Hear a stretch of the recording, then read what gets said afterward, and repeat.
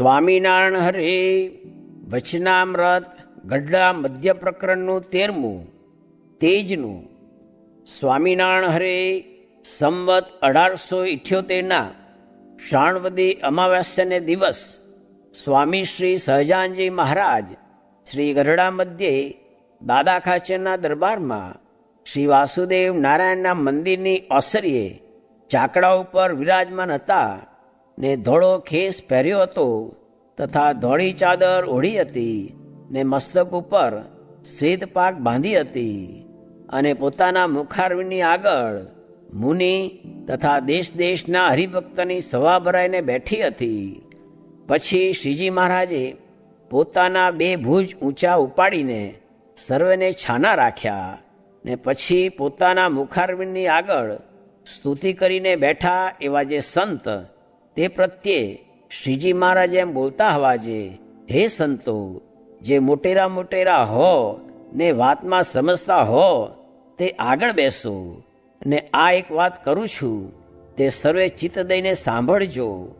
અને આ જે મારે વાત કરવી છે તે કાંઈ દંભે કરીને નથી કરવી તથા માને કરીને નથી કરવી તથા પોતાની મોટપ વધારવા સારું નથી કરવી. એ તો એમ જાણીએ છીએ જે આ સર્વે સંત તથા હરિભક્ત છે તેમાંથી એ વાત કોઈને સમજાઈ જાય તો તેના જીવનું અતિ રૂડું થાય તે સારું કરીએ છીએ. અને આ જે વાત છે તે મારી દીઠેલ છે ને મારા અનુભવે કરીને પણ મેં સિદ્ધ કરી છે અને સર્વશાસ્ત્રમાં પણ મળતી આવે છે. અને તે એ વાત સભામાં કર્યા જેવી નથી તો પણ સભામાં કરીએ છીએ જે મારે સહજ સ્વભાવે એમ વર્તે છે. જે આ સંસારને વિશે જે અતિ રૂડો શબ્દ તથા અતિ રૂડો સ્પર્શ તથા અતિ રૂડો ગંધ તથા અતિ રૂડો રસ તથા અતિ રૂડું રૂપ એ જે પંચવિષય તેમાં હું મારા મનને બાંધવાને ઈચ્છું તો પણ નથી બંધાતું ને એમાં અતિશય ઉદાસ રહે છે. અને એ જે સારા પંચવિષય તથા નરસા પંચવિષય તે 2 સમવર્તે છે. અને રાજા તથા રંક તે પણ સમવર્તે છે. અને ત્રિલોકીનું રાજ્ય કરવું તથા ઠીકરું લઈને માગી ખાવું તે પણ સમવર્તે છે. અને હાથીને હોદ્દે બેસવું તથા પગપાળા ચાલવું તે પણ સમવર્તે છે. અને કોઈક ચંદન તથા પુષ્પ તથા સારા વસ્ત્ર તથા ઘરેણાં ચઢાવે તથા ધૂળ નાખે તે 2 પણ સમવર્તે છે. અને કોઈક માન આપે તથા કોઈક અપમાન કરે તે 2 પણ સમવર્તે છે. તથા સોનું, રૂપું, હીરો તથા કચરો તે 2 સમવર્તે છે. અને આ હરિભક્ત બહુ મોટો છે ને આ હરિભક્ત નાનો છે એમ પણ નથી જણાતું. બધાય હરિભક્ત સરખા જણાય છે. અને મારા અંતઃકરણને વિશે અતિ તીવ્ર વૈરાગ્ય વર્તે છે તેનો પણ ભાર નથી જણાતો. જેમ કોઈકે માથે પાણો ઉપાડ્યો હોય તથા રૂપિયા અને સોના મોહરની વાંસળી કેળે બાંધી હોય તેનો ભાર જણાય છે તેમ ભાર નથી જણાતો. અને મારે વિશે સદધર્મ છે તેનો પણ ભાર નથી જણાતો. તથા મારે વિશે જ્ઞાન છે જે હું બ્રહ્મ છું તેનો પણ ભાર નથી જણાતો. અને આ જે હું ઉપર થકી કોઈક પદાર્થને વખાણું છું અને કોઈક પદાર્થને કુવખાણું છું તે તો જાણી જાણીને કરું છું. અને જે પદાર્થને વિશે ઇન્દ્રિયોની વૃત્તિને બળાત્કારે જોડું છું તે માંડ તે પદાર્થ સન્મુખ રહે છે. અને જ્યારે ઢીલી મેલું છું ત્યારે તરત પાછી વળી આવે છે. જેમ આકાશને વિશે પથ્થરો ફગાવીએ તે જ્યાં સુધી હાથને જોરે કરીને ઠેલાય ત્યાં સુધી જ આકાશને વિશે રહે ને પછી પાછો પૃથ્વીને વિશે આવીને પડે છે. અને જેમ પૂંછલેલ ઢોર હોય તેને માણસ બળાત્કારે કરીને જ્યાં સુધી ઊંચું ઝાલી રાખે ત્યાં સુધી રહે ને જ્યારે મૂકી દે ત્યારે ધપ લઈને પડી જાય. અને જેમ કોઈક પુરુષ સૂજે એટલો બળિયો હોય ને દાંતે આખી સોપારી ભાગી નાખતો હોય અને તે પુરુષને 10-20 કાગદી લીંબુ ચૂસાવ્યા હોય પછી તે શેકેલા ચણા પણ માંડ ચાવે તેમ વિશેષ સન્મુખ બળાત્કારે વૃત્તિને જોડીએ છીએ તો માંડ જોડાય છે. તે આજે એમ મને વર્તે છે તેનું શું કારણ છે? તો મારી ઇન્દ્રિયોની જે વૃત્તિ છે તે પાછી વળીને સદા હૃદયને વિશે જે આકાશ છે તેને વિશે વર્તે છે, અને તે હૃદય આકાશને વિશે અતિશય તેજ દેખાય છે.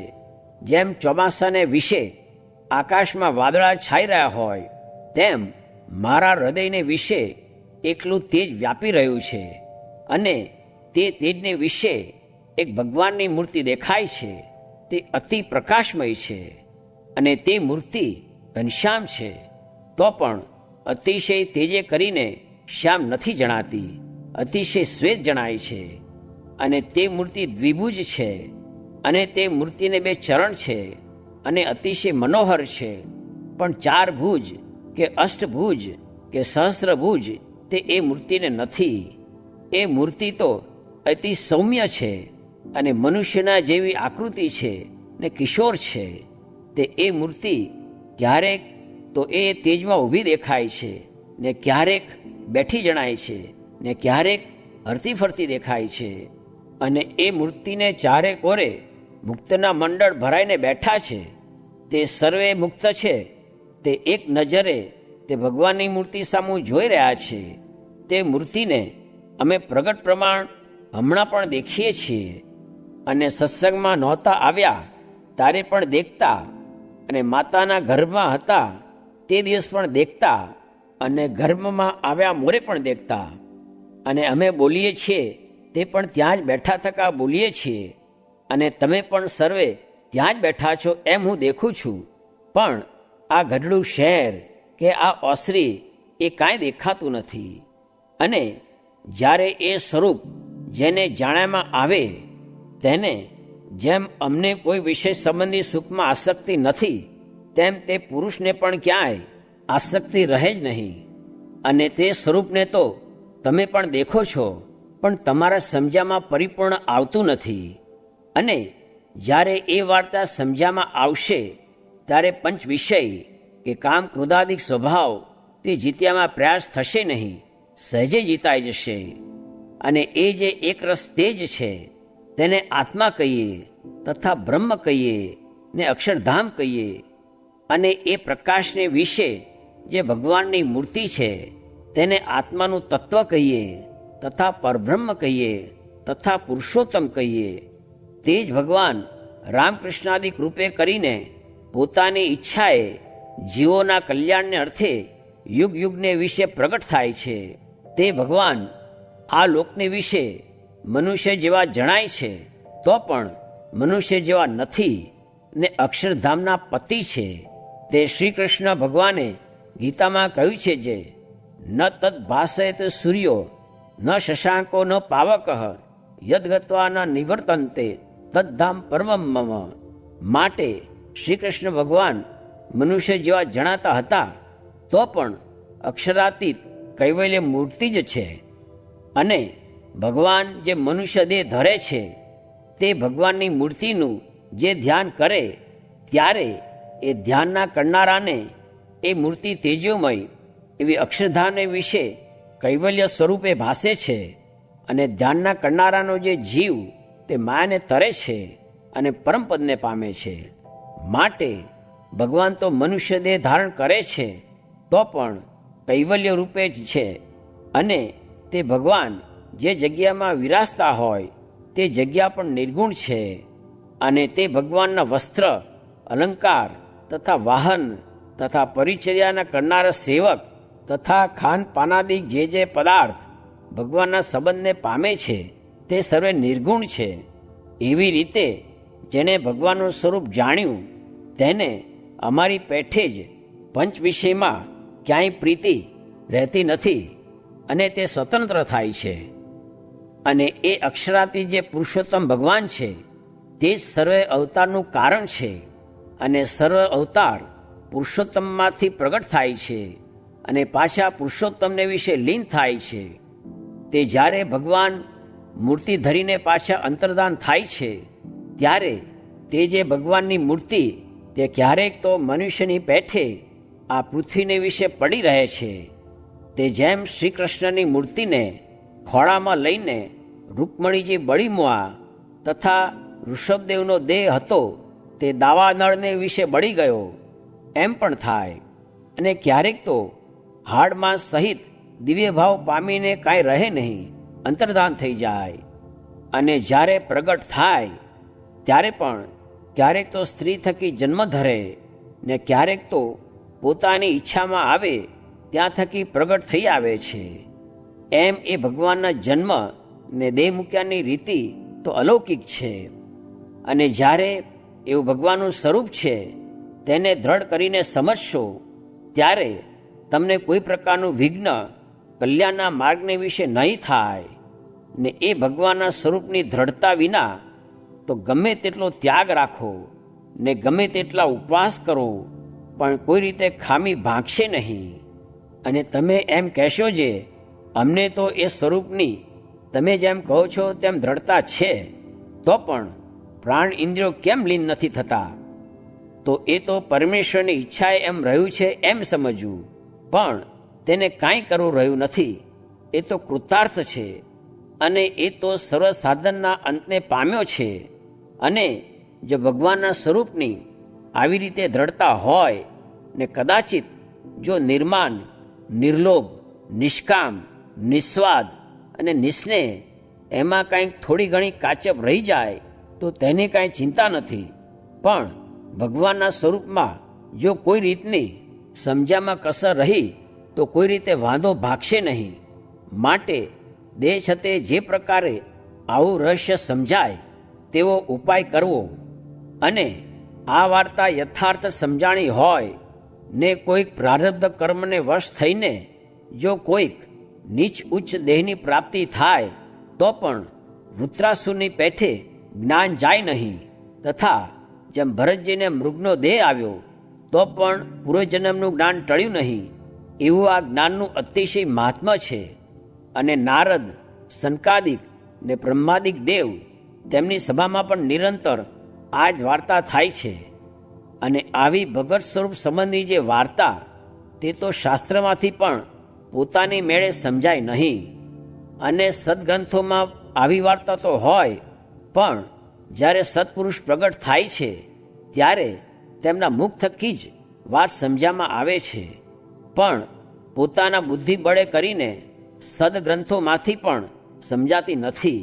અને જેને આવી રીતે યથાર્થ ભગવાનનું સ્વરૂપ સમજવામાં આવ્યું છે તેને જો ભૂત, ભવિષ્ય ને વર્તમાન એ ત્રણ કાળને વિશે દ્રષ્ટિ પહોંચતી હોય તો પણ તેને એ વાતનો કાંઈ ગર્વ હોય નહીં. અને કોઈકને વર કે શાપ દે નહીં. અને કોઈ ઠેકાણે વર કે શાપ દે પણ ખરા. અને કોઈ ઠેકાણે નિર્ભય રહે ને કોઈ ઠેકાણે બીવે પણ ખરા. પણ તેણે કરીને પોતે કાંઈ હર્ષ શોક મનમાં લાવે નહીં. અને જેને ભગવાનનો આ કયો એવી રીતે દ્રઢ આશ્રય હોય તે જાણીને તો ભૂંડું કર્મ કરે જ નહીં. પણ કદાચિત ભૂંડા દેશ કાળાદિકને યોગ્ય કરીને જો કાંઈક અવળું કર્મ થઈ જાય તો પણ તે દ્રઢ આશ્રયવાળો કલ્યાણના માર્ગ થકી પડી જાય નહીં. માટે એ જે ભગવાનનો દ્રઢ આશ્રય છે એવો નિર્વિઘ્ન માર્ગ કોઈ નથી. અને એ વાત જેને સમજાણી હોય તેનો તો અતિ મોટો આશય હોય. જુઓ ને, અમારે પરમહંસ તથા સત્સંગી સમસ્ત પાસેથી કોઈ સ્વાર્થ સાધવો નથી, તો પણ કોઈને બોલાવીએ છીએ, કોઈકને વઢીએ છીએ, કોઈકને કાઢી મૂકીએ છીએ. તેનું એ જ પ્રયોજન છે જે કોઈ રીતે આ વાત સમજાય તો બહુ સારું થાય. માટે આ વાર્તા છે તે સર્વે દ્રઢ કરીને રાખજો. અને જે તેજને વિશે મૂર્તિ છે તે જ આ પ્રત્યક્ષ મહારાજ છે એમ જાણજો. અને જો એમ ન જણાય તો એટલું તો જરૂર જાણજો જે અક્ષરરૂપ જે તેજ તેને વિશે જે મૂર્તિ છે તેને મહારાજ દેખે છે. એમ જાણશો તો પણ તમારે મારે વિશે હેત રહેશે. તેણે કરીને તમારું પરમ કલ્યાણ થશે. અને આ વાતને નિત્ય નવી ને નવી રાખજો, પણ ગાફલપણે કરીને વિસારી દેશોમાં. આજ છે તેવી જ કાલ નવી રાખજો. અને તેવી જ દેહનો અંત થાય ત્યાં સુધી પણ દિન દિન પ્રત્યે નવી ને નવી રાખજો. અને જે ભગવાનની વાત કરો તે વાતને વિશે આ વાતનું બીજ લાવજો એમ અમારી આજ્ઞા છે. અને આ વાર્તા તો એવી જીવનદાર છે જે દેહ રહે ત્યાં સુધી પણ નિત્ય પ્રત્યે કરવી. આપણે તો ભગવાનનો ખપ નથી, પણ ભગવાન આવીને પરાણે આપણને વળગ્યા છે. તે મહારાજ કહે, ભૂત વળગે છે તે પણ નથી મૂકતું, તો અમે કેમ મૂકશું? સ્વામિનારાયણ હરે સ્વામીએ વાત કરી જે ઇન્દ્રે વિશ્વરૂપને માર્યો તેની 4 બ્રહ્મહત્યા લાગી. તેમાં એક તો ગુરુની, બીજી ગૌરની, ત્રીજી બ્રાહ્મણની ને ચોથી બ્રહ્મવેત્તાની. પછી તેને નારદજી મળ્યા. તેણે કહ્યું છે, તારા ભાઈ વામનજી છે તે ભગવાનનો અવતાર છે, માટે તેનો તું આશરો કર. પછી ઇન્દ્રે વામનજીનો નિશ્ચય કર્યો. તેણે કરીને બ્રહ્મહત્યા ટળી ગઈ. વામનજીનો આશરો કરવાથી કામ થયું, માટે આશરો મોટી વાત છે. સ્વામિનારાયણ હરે સ્વામીએ વાત કરી છે, ભગવાનને અર્થે આપણે જે કર્યું છે ને કરીએ છીએ તે જાણે છે, ને જેને ખોળે માથું મૂક્યું છે તે રક્ષા કરશે, ને આપણું તો ભગવાન બહુ માની લે છે. સ્વામિનારાયણ હરે સ્વામીએ વાત કરી છે, 3 દેહથી પોતાનું સ્વરૂપ જુદું માનવું, મહારાજને ભગવાન જાણવા, પુરુષોત્તમ જાણવા, સર્વેના નિયંતા જાણવા, પરબ્રહ્મ જાણવા, કર્તુમ અકર્તુમ ને અન્યથા કર્તુમ જાણવા, ને એવી ઉપમા બીજાને દેવાય નહીં. એ તો મહારાજ એકને જ દેવાય. ને બીજા સર્વે પુરુષ છે, ને મહારાજ પુરુષોત્તમ છે, ને અનેક કોટી પુરુષ છે, ને અનેક કોટી ઈશ્વરને અનેક કોટી અક્ષર છે. ત્યારે વાઘે ખાચરે પૂછવું છે, અક્ષર એક કહેવાય છે ને અનેક કોટી કેમ કહો છો? ત્યારે સ્વામી બોલ્યા છે, ધામરૂપ અક્ષર એક જ છે ને બીજા અનંત કોટી અક્ષર છે. પછી હરિશંકરભાઈએ પૂછ્યું છે, ધામરૂપ અક્ષર મૂર્તિમાન છે તે શી રીતે છે? ત્યારે સ્વામીએ કહ્યું છે, મૂર્તિમાન આપણા જેવા જ છે ને ભગવાન જેવા જ કહેવાય, ને ભગવાનથી કામ થાય તેટલું તેમનાથી થાય છે. પુરુષ, પ્રકૃતિ, અક્ષર સર્વેના એ ભગવાન છે, ને એક પુરુષોત્તમના જ દાસ છે. ફરી પૂછ્યું છે, પુરુષોત્તમ અહીં અવતાર ધરીને આવ્યા છે, તે ભેળા ધામરૂપ અક્ષર અહીં આવ્યા છે કે નહીં? ત્યારે સ્વામીએ ઉત્તર કર્યો છે, પુરુષોત્તમ ભેળા અહીં આવ્યા છે, ને પુરુષોત્તમની આજ્ઞાએ કરીને અનેક જીવના કલ્યાણને અર્થે અહીં જ રહ્યા છે. ફરી પૂછ્યું છે, ધામરૂપ અક્ષર બીજા અક્ષર કોટીને લીન કરે તે શી રીતે છે? તેનો ઉત્તર સ્વામીએ કર્યો છે, લીન કરવાને એ સમર્થ છે, તે લીન કરવા હોય તો કરે. સ્વામિનારાયણ હરે સ્વામીએ વાત કરી છે, કોટી કલ્પ સુધી ભગવાન ભજ્યા વિના સુખ નહીં થાય, ને પ્રગટ ભગવાન છે, પ્રગટ વાતું છે, ને બીજા તો ચિત્રામણના સૂરજ જેવા છે, ને સ્વામિનારાયણને ભગવાન જાણ્યા છે. તેને માખણમાંથી મોવાળો ખેંચીને કાઢે એમ દેહથી જુદો પાડી દેશે, ને આ તો 16 દિવસનું શ્રાદ્ધ છે. સ્વામિનારાયણ હરે સ્વામીએ વાત કરી છે, વચનામૃતનો પરથારો વંચાવી વાત કરી છે. 4 વર્ષ સુધી મહારાજે કાંઈ જણાવ્યું નહીં ને વાતો કરી. તેથી બધા દેશમાંથી ઘણા માણસ મૂર્તિમાં તણાઈ ગયા. તેને જોઈને સર્વે લોકોના મન સંશયવત થઈ ગયા. પછી ઐશ્વર્ય જણાવ્યાની પ્રાર્થના કરવાથી જૂનાગઢમાં ઘણા માણસને સમાધિ કરાવી. તેથી ગાંડા થઈ ગયા, ને સૌને પોતપોતાના ઈષ્ટદેવના દર્શન મહારાજે કરાવ્યા. ને આજના સાધુ બીજા અવતાર જેવા છે, માટે બીજા સાધુ અને આ સાધુ તથા બીજા ગુરુ ને આ ગુરુની રીત તપાસવી. સ્વામિનારાયણ હરે સ્વામીએ વાત કરી છે, સ્ત્રી હોય તે સર્વ આપીને ધણી રાખે, કારણ કે રંડાબો તો ગાળવો ન પડે. તે ઉપર હરિશંકરભાઈનું દ્રષ્ટાંત દીધું છે, સૂતા સૂતા ખાઈને પણ ઘરમાં રહે તો રંડાપો તો ગાળવો ન પડે. તેમ આપણે સર્વે આપીને ભગવાન રાખવા. સ્વામિનારાયણ હરે સ્વામીએ વાત કરી છે, અક્ષરનું તેજ દેખાય તેમાં પણ માલ ન માનવો. ત્યારે ઐશ્વર્યમાં માલ ન માનવો એમાં શું કહેવું? ને અક્ષરનું તેજ તો સુખરૂપ છે, પણ તે પુરુષોત્તમની મૂર્તિ જેવું નહીં એમ સમજે તે ઉપાસના કહેવાય. સ્વામિનારાયણ હરે સ્વામીએ વાત કરી છે, એક દિવસ વચનામૃત વંચાવીને કહ્યું છે, આ વચનામૃતના ચોપડામાં તો 4 વેદ, ખટશાસ્ત્ર ને 18 પુરાણનો સાર છે. તેમાં મહારાજે સિદ્ધાંત વાત કરી છે, તેનો અભ્યાસ કરવો. ઓહો, આ તો કાંઈ આપણે લાભ થયો છે. જુઓ ને, ભગવાન કેટલે છેટેથી દયા કરીને આપણા સારું આવ્યા છે ને આ જીવને તો કાંઈ ગરજ નથી ને આ તો ઠેઠ અક્ષરધામથી આવ્યા છે અને આ તો ઓલી સતીને જેમ લોંઠાએ સતી કરી તેમ આ જીવને પણ લોંઠાએ ભગવાન બજાવીએ છીએ ને શાસ્ત્ર પણ ધર્મ અર્થ ને કામ પર છે ને મોક્ષ પર તો માઈ કોક શ્લોક છે. તે માટે મોક્ષના કામમાં આવે તેનું ગ્રહણ કરવું ને બીજા સર્વ મંદિરમાં પણ પાપ છે ને 4 કોર પાપ છે અને એક સત્સંગમાં જ કલ્યાણ છે પણ બીજે ક્યાંય કલ્યાણ છે નહીં. સ્વામિનારાયણ હરે. સ્વામીએ વાત કરી છે, માવો ભગત કહેતા જે કાંઈ ખડખડે કે છોકરો હોય તે પોતાના માવતરને ગળે વળગી જાય, એમ આપણે પણ ભગવાનમાં ને સાધુમાં વળગી જાવું એ જ ઉગર્યાનો ઉપાય છે. તે વિના 4 કોરે કાળ ખાઈ જાય છે. બ્રહ્માનંદ હરિચરણ વિના સબે ચવીના કાળ કા, એમ કહ્યું છે.